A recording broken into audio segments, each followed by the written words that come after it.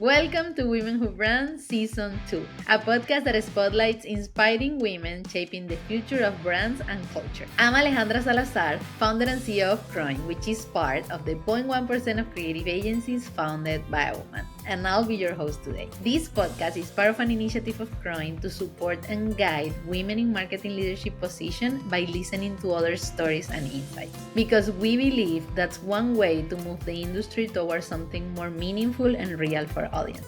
Women Who Brand are creative, strategic, and visionary forces redefining the world of marketing by leading teams and building brands that connect with people. This season will go beyond inspiration and explore how these women build culture, lead with purpose, and make brand decisions you can apply to your own journey. In this episode, we talk with Melissa Menta, the Senior Vice President of Global Brand and Communications at Peanuts, see Snoopy. She talks about how the connection with the same brand can be completely different for audiences in different parts of the world, even calling it by other names. She also shares how a brand that everyone loves and that has been there for years keeps being relevant for younger generations and the logic behind that. We talk about why language and accessibility are so deeply rooted in the brand and why they should be in yours too. This is a masterclass of working on a brand you actually love and on how to help your audience love it too. So don't miss it. Now join me in welcoming our next Woman Who Brand, Melissa Menta.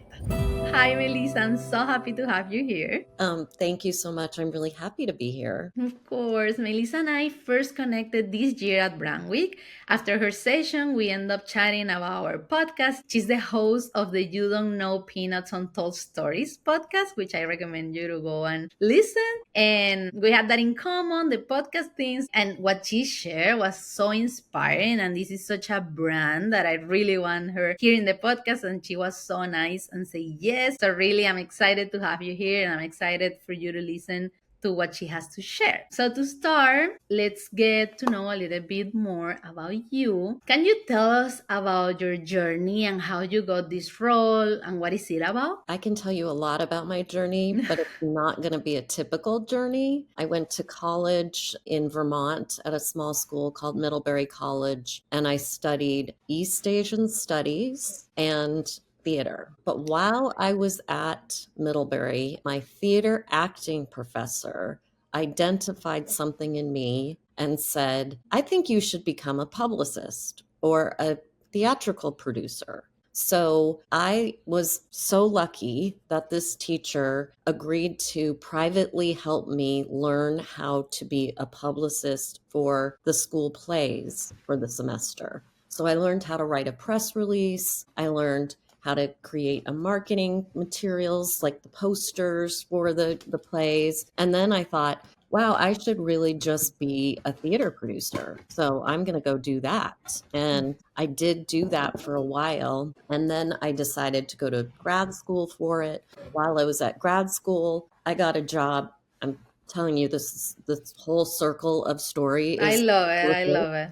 while I was in grad school, I got a job working at a theater in New York City. I was offered the role. I walked home. I was so excited that I was doing what I wanted to do. And a friend of mine said, I just heard that the Jim Henson Company is hiring someone for publicity. And I said, but I'm going to be a theater producer. And she said, it's the Muppets. You need to apply. Mm-hmm. So I applied, and that's how I got my start. I really started as a publicist. I really liked talking to the press, taking talent to the talk shows, the Today Show, or taking them to events. I thought I was going to be a publicist for life. But then finally, fast forward after my interim job at a company called pets.com, I started at the company that at the time owned Peanuts, which was called United Media, as the director of public relations. But through the years, it's been now decades, I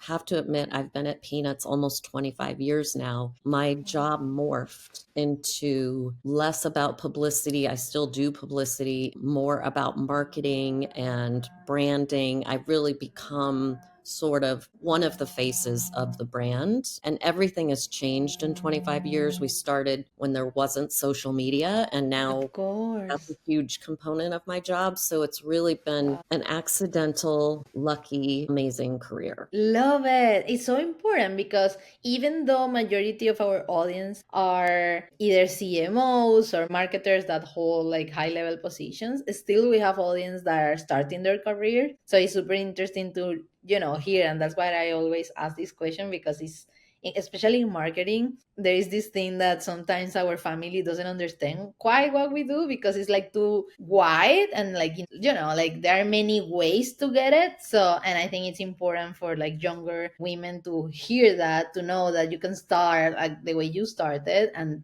be today where you are. And it's just so beautiful. So through your career, how do you evaluate? Because I mean, I can imagine that in your role you may like, you evaluate a lot of ideas and think a lot on like what, how to communicate, what to do. So how do you evaluate whether an idea or an initiative is the right one to move forward with? Do you follow a specific process, or is more of a feeling? It's a feeling first. I'm definitely not the type of marketer that is the numbers and grid type of person. I'm definitely a gut person. However, the amazing thing about working at Peanuts is that we have this huge body of work that Charles Schulz created, which is almost 18,000 comic strips. That's 50 years worth of comic strips. Everything that we want to do marketing wise is in the comic strip, because if it's not in the comic strip, it doesn't make sense. So Of we work course. with NASA on a regular basis. We have a Space Act agreement with them. Charles Schulz, who went by Sparky, so I'm going to refer to him as Sparky, he worked with NASA back in the 1960s. And there's many comic strips where Snoopy's talking about going to the moon. So it makes absolute sense that we would have a relationship with Of NASA. And course. that's true of almost every partnership we have. That's beautiful. Such a beautiful guide to have, right? Yeah, I mean, we're really lucky we have this Of course. incredibly talented genius man create this body of work that we all get to work on, and it makes it so easy sometimes because of I what love he it. created. So at CROING, which is my creative agency, we believe in collaboration over competition, and that working closely with teams and partners create the best culturally relevant campaigns. So it sounds ideal to collaborate and stuff, but to have everything perfectly seamless can be challenging, right? So how do you approach collaboration between teams and external partners? And what tips can you give to keep everyone in sync? I'm asking this because it's such a challenge for a lot of marketers, especially like in your case, for example, that you have this such a strong foundation, because it sounds good when you say it like, yes, everyone needs to collaborate, but in practice, how did you do it? That's actually a really good question. One of the recent episodes of my podcast actually talks about a book that was written for the 50th anniversary of Peanuts. We just actually turned 75. So this is a 25-year-old book. When I first started working at Peanuts, the brand manager at the time at United Media said, now that you've started at Peanuts, read this book. It's got a lot of things that you need to know about it. And I think what it's called 50 Years of Happiness. It was for the 50th anniversary. I think back to Charles Schulz and his creation, it's really good to immerse yourself into the brand right away. And so when we have new agencies and new partners, we basically immerse them in the strip, because that's the Bible of Peanuts, immerse Correct. them in these different books that have been written throughout the years. And it really helps because social media is more successful with Peanuts if you understand the brand and if you understand the strip. Of It's course. not just a numbers thing, it's a feeling that you get when you're working on Peanuts. Sorry to be so long in my answer, but No. the other part of working on Peanuts is that Peanuts means different things to different people around the world. So here in the United States, almost every citizen could tell you what the plot of a Charlie Brown Christmas is about. But if you go to Korea, for example, or maybe even Europe, they can't tell you that's not their touch point to Peanuts. So we really have to find an agency in different territories that can tap Correct. into how Peanuts is being enjoyed and just really work on it that way, if that makes sense. So Yeah, yeah. it's it's a complicated business in a way because of that. I can imagine. Yeah, that's always challenging for sure. But I love what you said about that is in different countries we can take the same story completely different and we can connect from different angles, and that's actually so real, and it sounds obvious, but it's crazy how some marketers and brands and in general assume that that's not like that, which is it's obvious it's like that, but I feel it's not always given that people understand that obviously depending on where your context, your background and stuff, you will take something differently that people can take it here, and it's nice that you have it like so clear and so present. I think that's super important from a brand. I think it's a marketer's dream to have the brand be the same everywhere in every country. And I just don't think that's a reality, especially for Love something it. that's been around for 75 years and was brought to different countries in different ways. I mean, in Italy, people think of peanuts as a fashion brand. And in some countries, the brand is actually referred to as Snoopy and not peanuts. Correct, Um, which is so you, that happens in Latin America, for example. exactly. So 100%.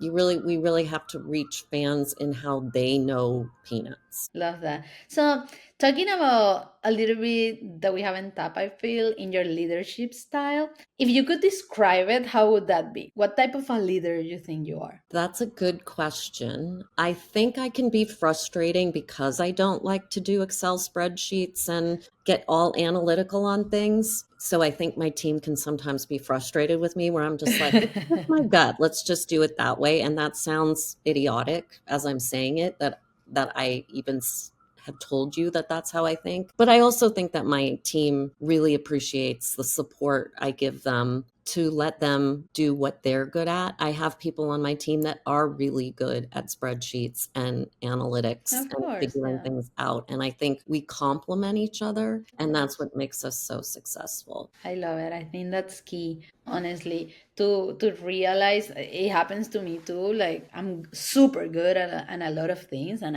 there are things that I can't. I just can't. I can't, and it sounds like how can you not if you are like the CEO? But I just can't, and but then you know how to do it, and you can do it, so you will do it, and I will do what I know what to do, even though it sounds crazy that I'm not able to do certain stuff. But it's reality, and I feel roles has been evolving, especially in marketing, and there is no right or wrong in terms of a playbook of what someone should be doing. Maybe there are bases that we should follow, but in general, it's like every role, in my opinion, should kind of adapt also to the human taking the role, the human behind, because not every CEO is the same, not every marketing leader is the same, and we need to kind of be flexible on that if we want to make good work. So I love it.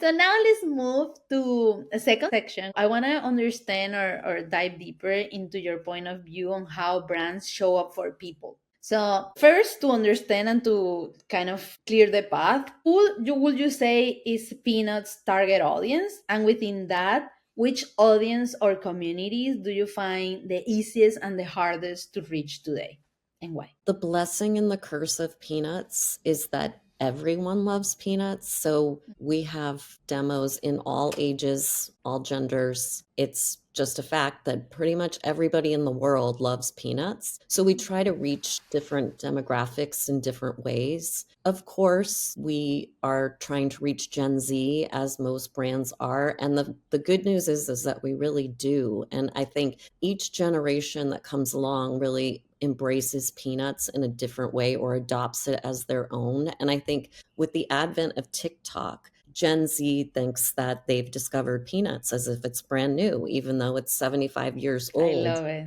I love Um, that. so we reach different demos in different places. Facebook and Instagram are different from who's necessarily following us on TikTok. We also have a YouTube program, which is for young kids. It's always important to reach young generations. Many times, Peanuts is passed on by parents to their children, Mhm. but I think we always want to strive for the children discovering peanuts on their own and enjoying it. And that's a place like YouTube. Love it. And thinking about that, then what do you think is the most important like thing or expectation? Well, I don't feel there is an expectation, but what would you feel if you could summarize it is the way to get to this new audience? Like, is it through their things they like or the things they value? Like, because yes, we have this angle of parents sharing and transmitting that love, but when you talk about talking directly to them, like, how do you think about it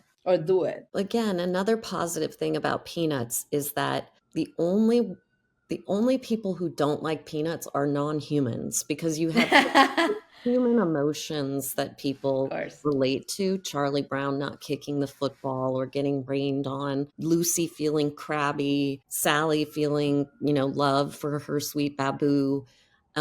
It's human emotions. If you can get the content, so either the comic strip, the 18,000 comic strips, which we definitely share on social media, and the digital content that we create Of through course. Apple TV, and also the short form content we have on YouTube. That's really the way I think now in 2025, going into 26, that's the way we reach them. 25 years ago, that was a whole different story when I Of first course. started working on Peanuts. Of course. So I understand from what you're saying that, of course, you guys are adapting a lot to what's coming, right? Like you are adopting technologies, adopting socials, which I think it's 100% clever and something that you guys need to do, because at the end of the day, people is there, and we, as a brand, we should be where people is, or at least where they expect us to be. So my next question is about something I know is challenging for a lot of our audience and our brand leaders here that are listening, which is pop culture moments. So in this season 2, I will ask this question a lot because I want to make sure we kind of discover how everyone treats these type of moments, which is like when something is happening in pop culture, how the brand approaches. So my questions are: has there been a recent pop culture moment where Peanuts either reacted or found inspiration for a creative decision? And when that happened, do you have a process for responding? Do you react immediately or does it take time? Because there is a lot of, I wouldn't say anxiety, but it's a lot of comments and a lot of opinions around, should we be part of this trend or should we be part of this cultural moment or not? How we do it? Do we wait? Do we start? Like, how's in your case? That's also a really interesting question. It just depends. So I'm going to date myself because this was over 10 years ago. There was something called the Ice Bucket Challenge, and Yes. everybody was doing that. We thought that was a fun trend to tap into. So the Snoopy costume character had the Ice Bucket Challenge happen on social media, and that was fun. But other things don't necessarily make sense because Mhm. it's, again, not genuine or true to the comic strip, and it's too much of a stretch. So we just kind of take them on a case by case basis. Okay. We also have created our own cultural moments. I will Which say, is fun. several years ago, we partnered with the American Red Cross and helped them with their blood donation campaign. And if you donated blood, you got this cool t shirt with Joe Cool on it in front of the American Red Cross logo. And that went completely viral on TikTok, to the point where the New York Times reached out to us and said they were writing a story on it because there were so many young people TikToking about wanting to give blood because they wanted this Snoopy t-shirt. And that was kind of incredible. And I believe blood donations increased 60% during that time. So it was a really interesting partnership that we've had. We've done another, a recent one as well. So Peanuts has the ability to create its own cultural moments, which I think is also another testament to Charles Schultz. Love it. I love that. I love that. Wow.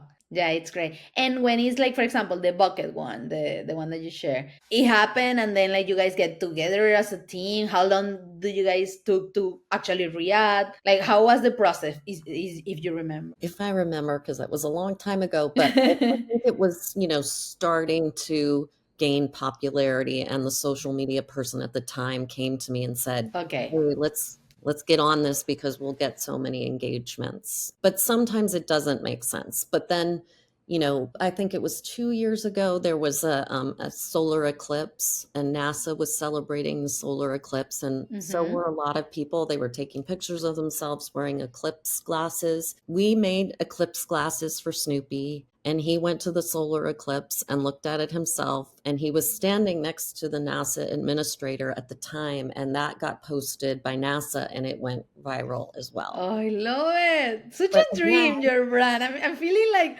hi, not envy, but like, I want it. yeah, so Such it's so fun. we can take it like that. Again, made sense because Charles Schultz talked about eclipses in the comic strip and it just seemed Correct. very natural. So it Correct. just depends on if the trend seems natural to Peanuts. I love that that's like the rule, but that you are super open to do it and to do it timely, because sometimes like we have the rules or brands have the rule where it's like, better not, or then you want to do every trend that it doesn't make sense. So I love, thank you for sharing your process, because I feel it will super inspiring for the audience. Even like, okay, this will be if they don't have like the Bible you have, which is like the whole story and like, so rich, they can build their own, because when those moments happen, there's a lot of adrenaline, I feel, and we want to meet up. Should we, shouldn't we? It's like, I don't know, I feel it's like a lot. And I feel if you have this guide to go back and say like, okay,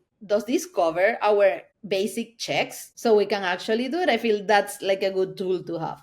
So thank you for sharing. So talking about trends, which trend do you find the most exciting right now, and how do you think that trend that you find exciting will shape the future of branding, marketing? We are always looking at trends. There's always a way to make peanuts part of some trend. For example, right now in merchandise, everybody seems to want fruit Yes. on their clothing. Fruit. So we have a creative team at Peanuts that creates what we call style guides. So they're how to interpret the Peanuts character in a certain trend. So we have fruit style guides now. So I think it's hard for me to say one specific trend that's exciting me. It's just I think it's important to constantly be thinking about trends. And if it makes sense for the brand and if it doesn't make sense for the brand. And I think a trend will be creating a trend for you, because I think you guys feel you can, and you have proved you can create your own trends. And that's also exciting, right? Because it's like it puts you at the forefront of the conversation, and that's fascinating for people. So you guys are an entertainment brand, right? Like you entertain people. So do you think all brands needs to entertain, or does it depend on the brand? Because right now we're seeing a lot of brands wanting to do music and like being part of sports and entertain. At the end of the day, I feel it's beyond advertise, is now like entertaining, but you guys are already an entertainment brand. So do you feel certain brands should do it, or do you think it's like something that every brand can tap into or I should think the tap into? answer is the head of marketing or this most senior marketing person on a brand has to know what is true to the brand, because if you take it too far, it won't work. What works for Peanuts again is what is the backbone of the brand, which is the comic strip. So, for example, we have a program that we call Take Care with Peanuts, which is taking care of the earth, taking care of others, and taking care of yourself. And with that program, we've really partnered with different nonprofits to support their missions. And one is the Arbor Day Foundation. And you think, the Arbor Day Foundation, how did that come about? Well, there's a lot of mentions and there's a television special called It's Arbor Day, Charlie Brown. Charles Schultz really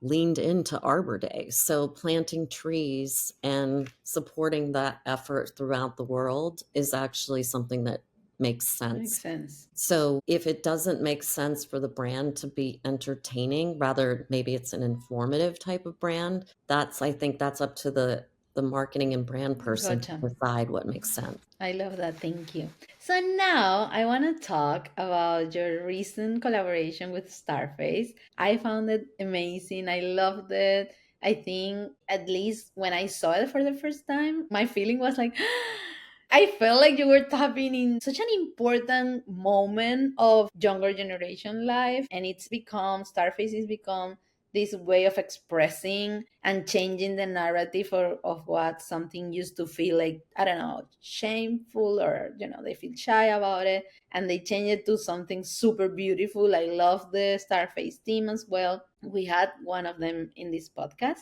so I love to see how the character got closer to this new generation in such a personal way. So I would love to hear the insights behind how it happened, how your team brought it to life, if you could share. So partnering with someone like Starface isn't actually my role. There's a whole team of people that go out and build these business relationships, but the team that does these relationships works exactly like we do. If it doesn't make sense, we don't do it. We don't do everything for the sake of everything. And I Claro. think partnering with Starface, if I put myself in the shoes of the executive who did that deal, was probably just how can I reach a new generation or a new fan of Peanuts? And I'm guessing that's how she came up with that partnership. Okay, okay. And there is one recent like campaign or activation or action that you did that you want to talk about that you feel is like super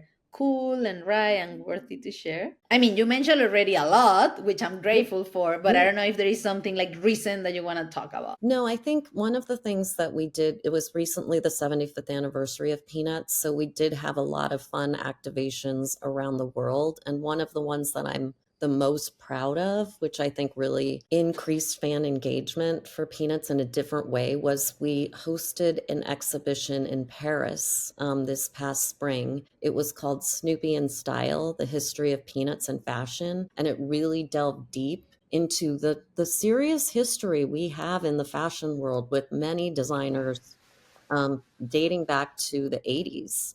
And it was a really wonderful exhibition that was up for several weeks in Paris, but it resonated around the world. It was even trending on social media handles in China at the time. Wow. And so that's again Love something that it. I think is so amazing about working on Peanuts is one day I'm working with NASA to help them build what they call a zero gravity indicator. Snoopy was a zero gravity indicator on Artemis 1, but then the next day I'm working on a fashion exhibition and talking to fashion designers. Love it. And then the next day I'm talking to Apple TV. And I think it's such a rich brand and it's just a pleasure to work on it. I can imagine. It sounds fantastic.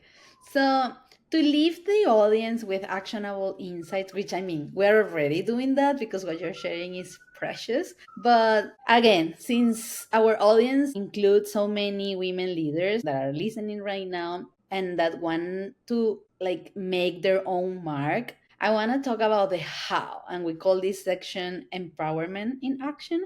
So, how do you make sure your ideas are heard both now and through your career? I think in the past, I probably was more reserved about throwing out ideas, but I think throwing out ideas, again, as long as you really thought about why they connect to the brand, is a way to have your ideas heard. It's if you Say don't vocalize your ideas, no one's going to ever know if they were good or not. You know what I love about your question? That sometimes those simple thoughts, like if you want to do it here, you need to say it, can be so challenging for Mhm. someone. Like in my case, for example, I want to change the number. I want more women. I want to make women. And I've been for 10 years, like, I want this to happen. And even though I feel I'm doing a lot because I have this agency, which is part of the 0.1% of creative agencies, my team is like fully women led and stuff. I thought, like, but I need to hear more. I need to see more. And then I'm like, okay, do in my own brain. And actually, it was my sister that works with me. She's like, do a podcast and invite them. And it's like that action. But I was like, well, but I don't have a studio and I don't have X, Y, and Z. And she's like, just do the podcast. And I didn't. And she started a podcast and she showed me, like, look, I'm doing the podcast with this, what I have. And it's just, again, it sounds super like you need to have, like in my case with the podcast, you need to have like the studio and like all the blah, blah, blah, blah. But at the end of the day, what you need is to actually get started, like to do it, to vocalize. So I love what you said because it sounds simple and it is there, but it's not as easy, or sometimes we think too much on how to do it, and it's doing it, like sharing. Share an email with your idea, say it in a meeting, like just share the idea. I love it. So I thank think you we so had much. the same issue several years ago. I said, I want to do a podcast because I love talking about peanuts. So I always say yes to anybody who wants to interview me because I love talking about peanuts. It was the same thing. Do we need a big studio? How do we do it? And then finally someone on my team said, I think we should just try doing it. And here we are. This is where I I do love my it. podcasts right now. I'm talking to you. Correct, Yeah. correct. Like, yeah, sure. I see sometimes studios and I'm like, oh, I want, but whatever. What I want the most is not having the most fancy studio, which is if a brand sponsor or whatever, I'll love to do it. But what I want is to have these stories out there. Mhm. And that I'm doing it. So thank you for sharing. I love that. And so if a CMO or a marketer wants to start speaking publicly or writing but doesn't know where to begin, what advice would you give them? I started publicly speaking many years into my career. I was not a public speaker, I was the Mm-hmm. person behind the scenes. But I Mm-hmm. think that actually helped me become a public speaker because I was with so many talking heads, or for lack of a better word, or I sat through several media training sessions where I wasn't the one being media trained, but someone else was. And I started learning all these different tools about how to answer a question, how to divert if you don't want to talk about something. Not that I've been doing that on this podcast, but it just having simple tools that helps you, and you can answer almost anything and talk about almost anything. I love that. And I always ask this question and I've never got an answer, which is kind of like go and learn, like take some, studios or preparation. And it is important. Like sometimes, again, when I started this agency, I was 23 years old and I didn't have any mentor or no one to look at because, as I said, it's just 0.1% of creative agencies founded by a woman. So it was hard to have like a mentor that Mhm. looks like me, right? And I just did it. But then with the years, and I feel 3 years ago, I met with someone that was kind enough to share with me, like she's been a CEO for an agency for years and the biggest agencies in the world. And she will, like, it was 1 hour and she will just tell me her story and like how she handles certain processes with the team and with how to pitch, like her story. And I was like, dude, this 1 hour trained me so much and it helped me so much than me figuring it out. I mean, I'm here and we've done, campaigns with the biggest brands in the world, thanks to the universe, to the work, and to everyone. But to have listened to her it was like kind of a master class. We went in a coffee shop, but like to listening to her helped me so much develop new skills. I don't know, I feel I moved faster when I did that. So I love that you share that training and learn from experts tools. It really helps you because it gives you confidence to go there and talk. Love it. Really, really thank you for sharing that. I've been thinking on doing it. I'm doing this. I've never done. I'm a public speaker. I have this podcast, and I've never done like really a proper like sitting with someone that knows and that can teach me some tools. I've never done it, and I need to. Like I will do it after this combo. It helps especially for live interviews. So if you're doing a live news interview, you really have to learn how to get your message across Love in it. concise ways. And then once you have The those tool. tools, it becomes really It easy. flows. Love Yeah. that. Love that. Well, you heard. We need to find where to do it, what tools. I will try to do some research and share with the community. But definitely, if you haven't, go and try to do some training because it can really help you, improve and get your message across, which is at the end what everyone wants. Mhm. Love it. So, last question of this section, and then we go to the pretty much last one, which is when you think about your work and impact, what do you hope to leave behind in the industry? Like, what's that thing that you want people to remember from you in the industry? I'll answer that by saying that I would like them to remember me like I remember somebody else who worked on Peanuts who I never was lucky enough to meet. Her name was Connie Boucher. She had the idea of bringing fashion to Peanuts, and bringing actually merchandise and licensing to Peanuts. And there's so Wow. many of Connie's ideas that have lasted through the decades. One of them being fashion exhibition that she went to every famous designer in the entire world and sent them Snoopy and his sister Belle dolls, and everybody created outfits and looks for these dolls, and those dolls still exist and are traveling the world. I think she was a pioneer, and I would love people to remember me as somebody who really stewarded the Peanuts brand so that it continues to be popular forever, really. I love it. And I love your passion, honestly. I'm super passionate as well about the things we do and the brands because sometimes when you are an entrepreneur and you start, you kind of try to work with the brands you love, but you kind of need to work and because Mhm. you have, payroll and stuff. But I'm super intentional and my team is super intentional on the brands we love. We really try to make sure there are things that we can actually talk about, like really feel and believe. And I'm excited for you because you've been for years working on a brand that you feel proud.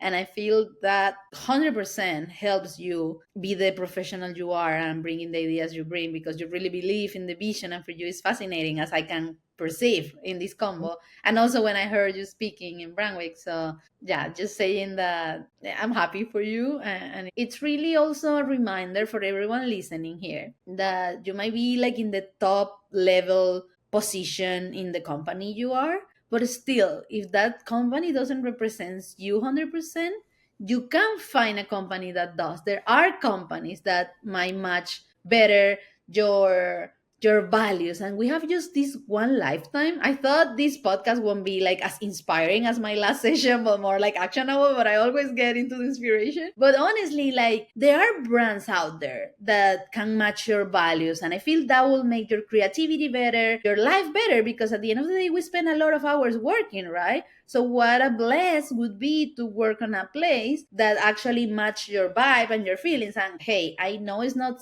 that simple to say and to get there. At least if you put it in your mind as a goal, I feel you can get closer to it. So just that advice and come from the inspiration of hearing from you these minutes. So thank you. Now it's time for our quick fire round. I'll ask you a couple of questions and you share whatever comes to your mind. Are you ready? Okay. So, who really builds a brand? The audience or the people behind it? It's both. Culture leads brands or brands leads culture? Both. I can argue Both. it either way. Okay. Innovation or consistency? You're going to be annoyed with me, but I'm going to say both. Both. Okay. Follow emotion. I mean, I feel here I know your answer.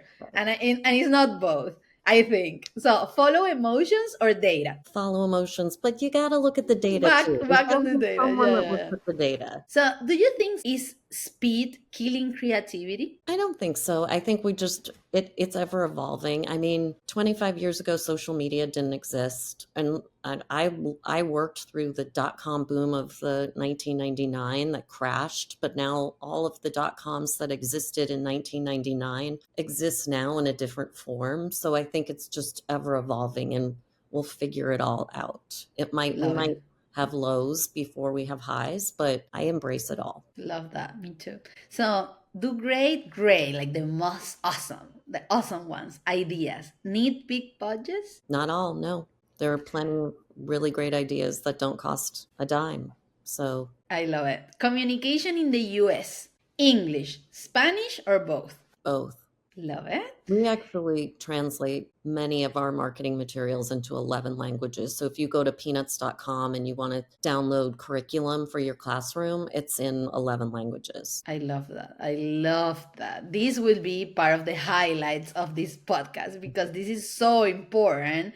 Because as a brand, we're not teaching people the language. We're just trying for people to get us faster, to get us right. We need to try to speak their same language. And I always say, like in other countries, that's not even an option. It's like they have official like 3 language or 5 or whatever, and they just do it. They just do the material in all the languages that are official because that's how it needs to be. So I love it. Last but not least, winning an award or achieving real business results? Achieving real business results. Love it. Love it. Okay. We're creating a Women Who Brand playlist. So I would love you to pick a song that represents you, your leadership style, or the essence of the brand you were with, like, but mainly you. And so, which song would you add into that list? That is a tough one for me. I think I'm just going to say the middle. Meet me in the middle. I was in the Hello Sunshine event. I don't know if you are familiar with Hello Sunshine, the Reese Witherspoon company. And we were there and she was playing the song and I was love it. Love it. Excellent choice. So finally, my love, I would love to close this episode with our final reflections, focusing on the legacy that you're building. What does it mean to you to be a woman who brands?